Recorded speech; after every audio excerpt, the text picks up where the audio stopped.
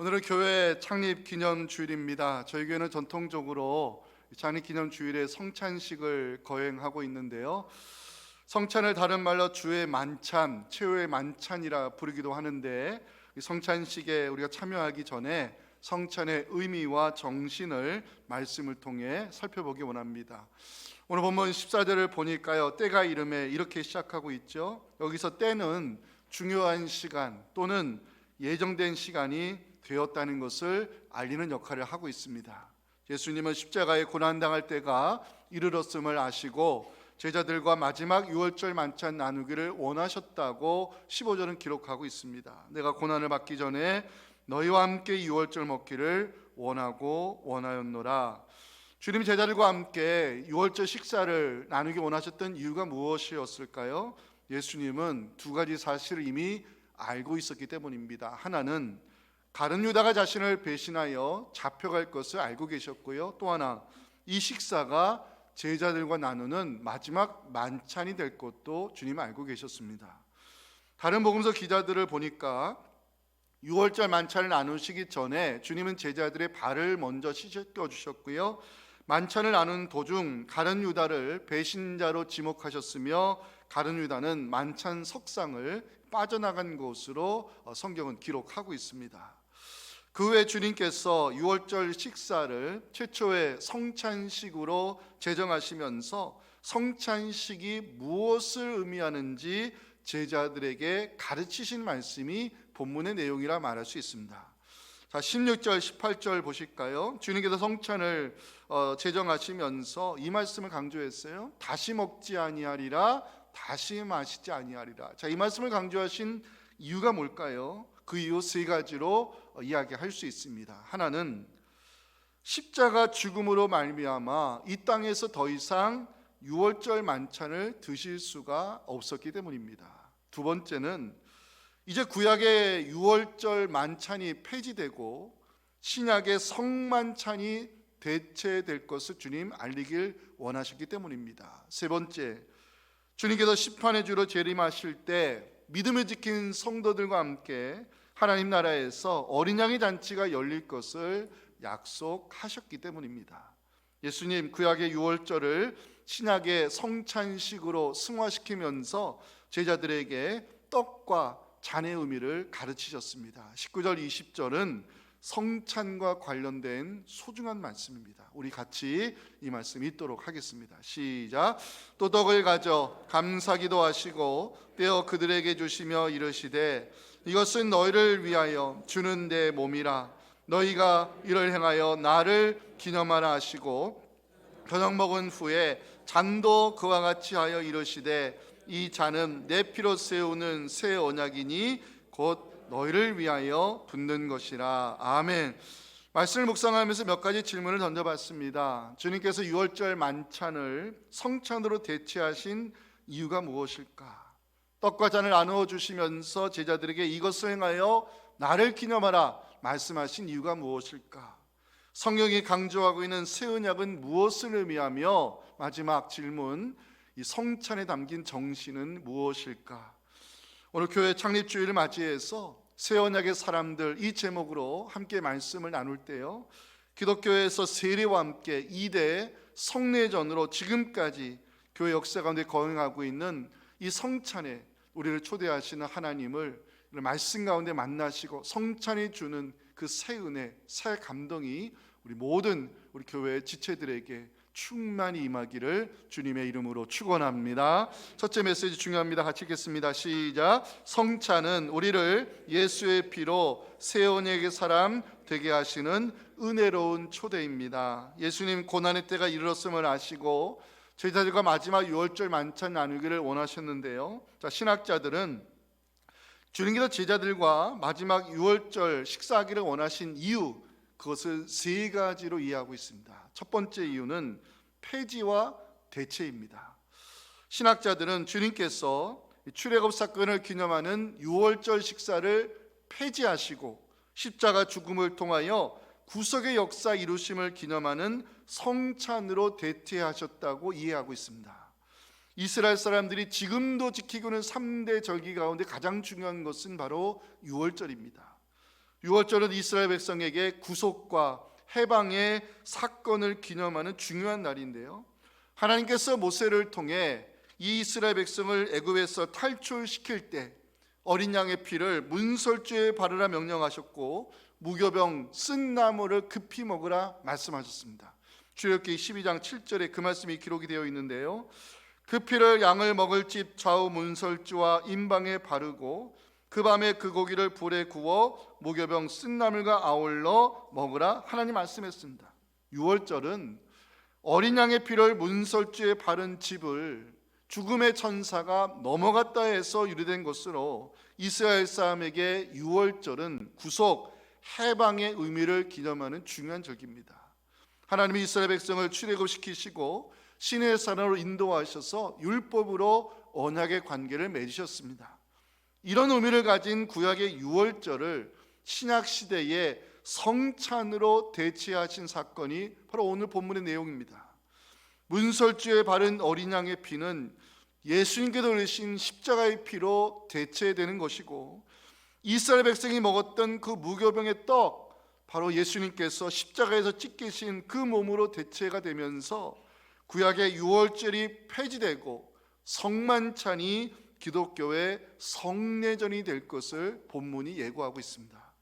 이스라엘 백성에게 유월절이 구속과 해방을 기념하는 절기라면 우리를 죄와 죽음으로부터 구원하시고 새 생명 주심을 기념하는 것이 바로 성찬식이라 말할 수 있습니다. 두 번째 성찬이 담긴 의미는 무엇일까? 예언의 성취라고 말할 수 있습니다. 하나님은 모세를 통해 이스라엘을 출애굽시키셨고요, 시내산으로 인도하여 언약의 관계를 맺으셨습니다. 그때 뿌려진 것이 바로 짐승의 피입니다. 하나님과 이스라엘 백성이 짐승의 피로 언약 관계를 맺는 장면이 출애굽기 24장 6절부터 기록이 되어 있습니다. 모세가 피를 가지고 반은 여러 방푼에 담고 반은 제단에 뿌리고 언약서를 가져다가 백성에게 낭독하여 듣게 하니 그들이 이르되 여호와의 모든 말씀을 우리가 준행하리이다. 모세가 그 피를 가지고 백성에게 뿌리며 이르되 이는 여호와께서 이 모든 말씀에 대하여 너희와 세우신 언약의 피라고 구약이 기록하고 있습니다. 짐승의 피로 맺어진 이 언약 관계를 통하여 하나님은 이스라엘의 하나님이 되시고 이스라엘은 하나님 백성이 될 수 있었습니다. 그런데 이스라엘은 하나님을 등지고 우상을 숭배했죠. 하나님 말씀을 버리고 불순종의 길을 선택했습니다. 그 결과 이스라엘의 배반 때문에 하나님과 맺은 그 언약 깨질 수밖에 없었습니다. 그런데 하나님은 선지자 예레미야를 통하여 새 언약에 대한 말씀을 선포하게 하셨습니다. 예레미야 31장 31절 기록된 이 새 언약의 말씀은요, 바로 우리에게 적용되고 있는 은혜로운 말씀입니다. 같이 한번 읽겠습니다. 시작.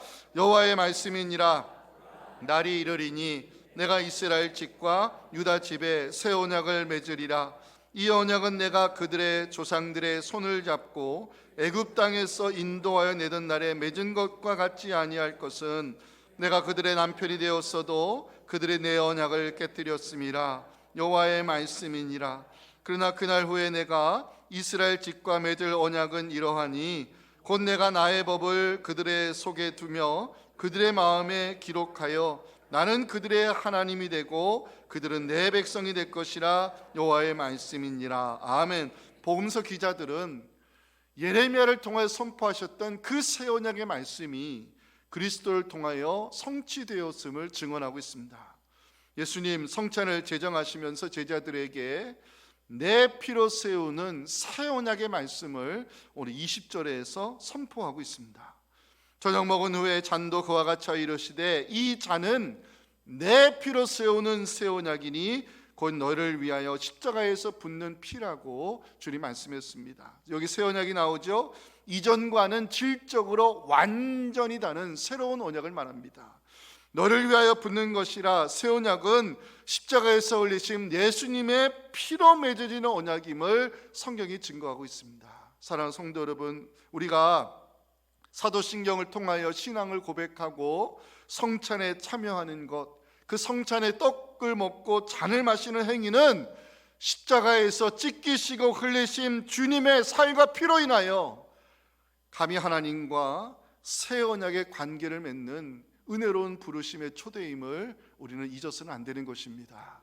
여러분, 이 시간 우리 성찬의 정신을 가슴에 새기고 저를 한번 따라 하시면 좋겠습니다. 나는 예수님의 피로 하나님과 새 언약을 맺은 사람입니다. 믿으시면 아멘 하시기 바랍니다. 아멘. 성찬의 의미 마지막 세 번째는 미리 맛봄이라 말할 수 있습니다. 성찬에 대한 마태복음의 자료를 보니까 마태복음 26장 29절에 새 것으로 주님이 이 단어를 썼어요. 아버지 나라에서 새 것으로 너희와 함께 마시는 날까지 마시지 아니하겠다. 주님이 말씀하신 이유가 뭘까요? 자, 구약부터 한번 살펴보겠습니다.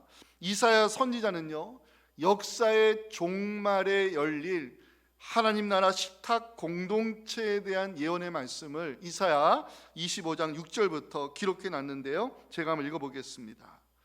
만군의 여호와께서 이 산에서 만민을 위하여 기름진 것과 오래 저장하였던 포도주로 연회를 베푸시리니 곧 골수가 가득한 기름진 것과 오래 저장하였던 맑은 포도주로 하실 것이며 또 이 산에서 모든 민족의 얼굴을 가린 가리개와 열방에 덮인 덮개를 제하시며 사망을 영원히 멸하실 것이라. 주 여호와께서 모든 얼굴에서 눈물을 씻기시며 자기 백성의 수치를 온 천하에서 제하시리라. 여호와께서 이같이 말씀하시느니라. 성경은요, 이사야가 예언했던 그 종말에 열릴 하나님 나라 식탁 잔치가 바로 그리스도께서 베푸시는 어린 양의 혼인 잔치가 될 것을 사도 요한은 요한계시록 19장 9절에서 기록하고 있는데요, 우리가 주님 오시는 날 함께 참여하게 될 어린 양의 잔치입니다. 같이 읽겠습니다. 천사가 내게 말하기를 기록하라. 어린 양의 혼인 잔치에 청함을 받은 자들은 복이 있도다 하고 또 내게 말하되 이것은 하나님의 참되신 말씀이라 하기로. 자, 성경의 맥락에서 생각해 볼까요? 이사야 선지자가 구약에서 뭘 예언했죠? 종말에 열릴 하나님 나라 식탁 공동체를 예언했습니다. 사도 요한은 계시록을 기록하면서 마지막에 어떤 잔치가 열릴 것을 예고하고 있습니까? 어린 양의 혼인잔치, 그 중간에 성찬이 있습니다. 그렇기 때문에 주님께서 제정하신 이 성찬식은요, 이사야가 예언했던 종말에 열릴 하늘나라 식탁 공동체를 미리 보여주신 사건이고요, 사도 요한이 기록해 놓았던 이 어린 양의 혼인잔치를 미리 맛보게 하신 사건으로 우리는 성찬을 이해할 수 있습니다. 성찬에 참여한다는 것, 하나님께서 우리를 식탁 공동체로 초대하시는 은혜로운 부르심이고요, 어린 양의 혼인잔치에 우리가 참여하게 될 것을 약속하는 보증이라 말할 수 있습니다. 성찬에 참여하시는 우리 모든 대치동교회 가족 성도님들, 주님께서 마지막 날 성대하게 베푸실 그 하늘잔치를 기대하시고 거룩한 세마포 예복을 준비하셔서 예수님과 함께 천국의 식탁 잔치를 영원토록 즐길 수 있는 우리의 복된 믿음 될 수 있기를 주님의 이름으로 축원합니다. 자, 두 번째 마지막 메시지입니다. 같이 읽겠습니다. 시작. 성찬에 참여하는 성도는 성찬의 정신을 삶에서 재현해야 합니다. 이 시간 마지막 살펴보고 싶은 것은 주님이 강조하셨던 성찬의 정신인데요, 주님께서 성찬을 제정하시면서 자, 19절 마지막 것입니다. 뭐라 말씀했죠? 이를 행하여 나를 기념하라. 기념하라는 헬라어로 remember, 기억하라는 뜻도 있지만 represent, 재현하라, 이런 뜻도 담겨 있는 단어거든요.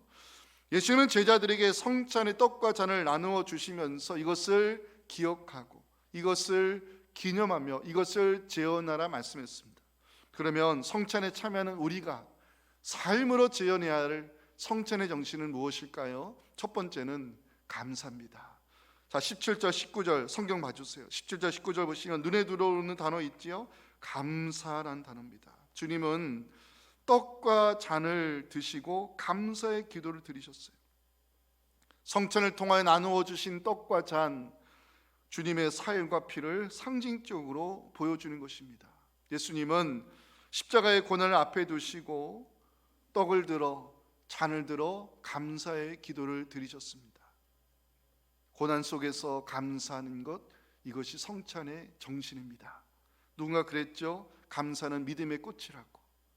최고의 감사는 고난의 순간에서 드리는 고백입니다.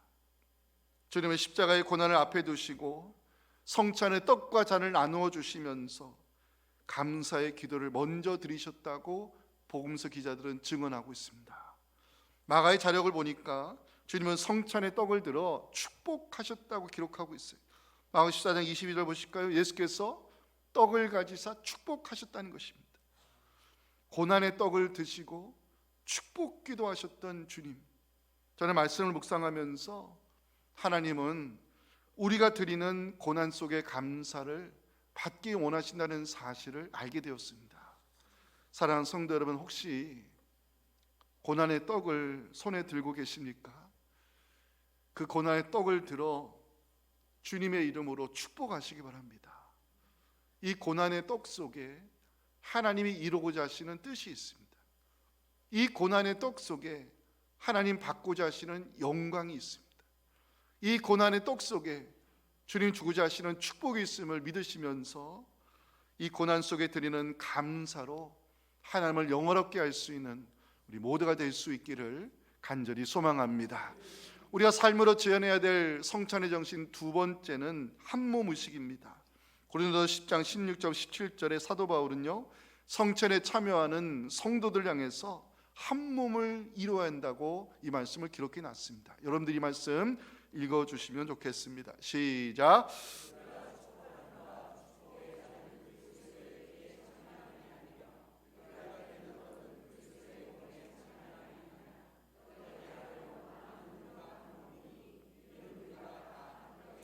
여기 중요한 것은 참여하다는 단어입니다. 성찬에 참여한다는 것은 그리스도의 살과 피를 나눈다는 의미입니다. 그리스도의 살과 피를 나눈다는 것은 그리스도의 생명에 참여하는 것으로 우리가 해석할 수 있습니다. 성찬에 참여하는 모든 성도들은 그리스도의 생명에 참여하는 자로서 예수의 살과 피를 함께 나눈 형제요 가족입니다. 성찬에 참여하는 그리스도인들의 모임, 이것이 교회인 것이고요, 교회는 예수의 살과 피를 함께 나눈 하나님 나라 가족 공동체라 말할 수 있습니다. 여기에 필요한 것 바로 한몸 의식입니다. 성찬에 참여하는 성도들은 한몸 의식을 가지고 서로를 사랑으로 돌봐야 됨을, 이것이 교회다움인 것을 성경은 고린도전서 12장 25절부터 말씀하고 있습니다. 가시겠습니다. 몸 가운데서 분쟁이 없고 오직 여러 지체가 서로 같이 돌보게 하셨느니라. 만약 한 지체가 고통을 받으면 모든 지체가 함께 고통을 받고 한 지체가 영광을 얻으면 모든 지체가 함께 즐거워하느니라. 아멘. 우리가 삶으로 재현해야 될 성찬의 정신 세 번째는 나눔입니다. 자, 17절 봐주세요. 이것을 갖다가 너희끼리 나누라, 주님 말씀했죠. 여러분, 은혜를 어떻게 생각하십니까? 은혜는 받아서 쌓아두라고 주시는 선물이 아닙니다. 은혜는 흘려보내라고 주시는 하늘의 은총입니다. 수년 전에 저희 교회 헌신 예배 모셨던 목사님께서 하나님 인간의 몸을 지으실 때 항아리 구조가 아닌 접시 구조로 만들었다는 설교를 지금도 기억하고 있습니다. 사람의 몸이 안에 들어온 것들이 쌓이기만 하면 이게 독이 되기 때문에 하나님은 사람의 몸을 항아리 구조가 아닌 흘려보내는 접시 구조로 만들었다는 것입니다. 하나님 우리에게 은혜를 부어주시고 복을 주심은 쌓아두라고 주시는 것이 아니라 흘려보내라는 메시지가 담겨있는 것입니다. 성찬의 정신, 나눔이 있습니다. 나눈다는 자체가 우리가 복받은 자의 증거입니다. 여러분들은 마태복음 산상수훈 읽을 때 팔복을 기억하시죠? 성경은 그것으로 끝이 아니라 말씀합니다. 9번째 복, 10번째 복이 있다는 것입니다. 자, 9번째 복 소개합니다. 누가복음 11장 28절인데요, 같이 읽겠습니다. 시작. 예수께서 이르시되 오히려 하나님의 말씀을 듣고 지키는 자가 복이 있느니라 하시니라. 성경은 하나님의 말씀을 듣고 그 말씀을 지키는 자가 복이 있다고 9번째 복을 선포합니다. 그러면 10번째 복은 뭘까요? 다행히 사도 바울이 그 10번째 복을 사도행전 20장 35절에 기록해 놨습니다. 같이 읽겠습니다. 시작. 범사에 여러분에게 모범을 보여준 바와 같이 수고하여 약한 사람들을 돕고 또 주 예수께서 친히 말씀하신 바 주는 것이 받는 것보다 복이 있다 하심을 기억하여 할지니라. 이것은 사도 바울이 한 말이 아니라 예수님이 친히 하신 말씀입니다. 주는 자가 받는 자보다 복이 있다는 것입니다. 하나님께 받은 것을 나누는 자, 하나님 주신 은혜를 흘려보내는 자, 그 자가 바로 성경의 정신을 삶으로 지어나는 복된 성도임을 우리 모두 기억했으면 좋겠습니다. 마지막 우리가 삶으로 지어야 될 성천의 정신은 전함입니다. 전함. 고린도전서 11장 26절을 보면 성천에 참여하는 그리스도인들 향한 주님의 그 명령이 기록이 되어 있는데요, 이 말씀은 우리 모두에게 주시는 사명의 말씀이기도 합니다. 마지막인데 같이 읽습니다. 시작. 너희가 이 떡을 먹으며 이 잔을 마실 때마다 주의 죽으심을 그가 오실 때까지 전하는 것이니라. 주님 오시는 그날까지 교회와 성도들이 해야 할 일이 있다는 것입니다. 뭡니까? 주의 죽으심, 주의 부활하심을 전하는 것입니다. 이것은 교회가 주님 오시는 그날까지 감당해야 될 거룩한 책임입니다. 하나님께 이 시간 우리 모두를 이 거룩한 성찬의 자리로 초대하고 계십니다.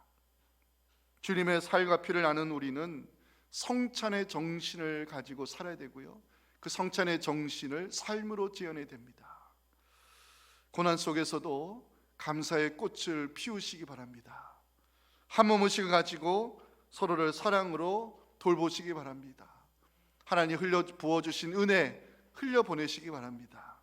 십자가의 죽으심과 부활하심을 주님 오신 날까지 전하고 증거하는 우리 교회가 되어서 하나님이 우리 교회를 보고 기뻐하시고 이 교회에서 하나님을 섬긴 것이 우리 모두의 자랑이 되며 세상 사람들이 인정하고 칭찬하는 좋은 교회에 함께 세워갈 수 있기를 주님의 이름으로 축원합니다.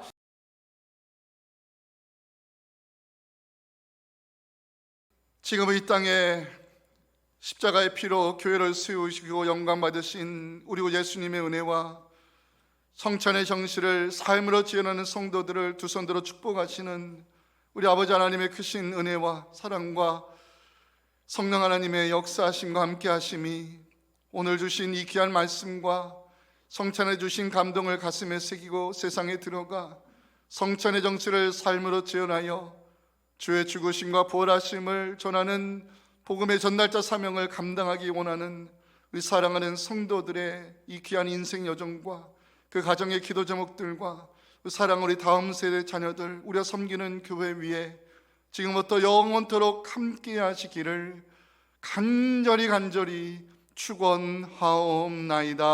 아멘.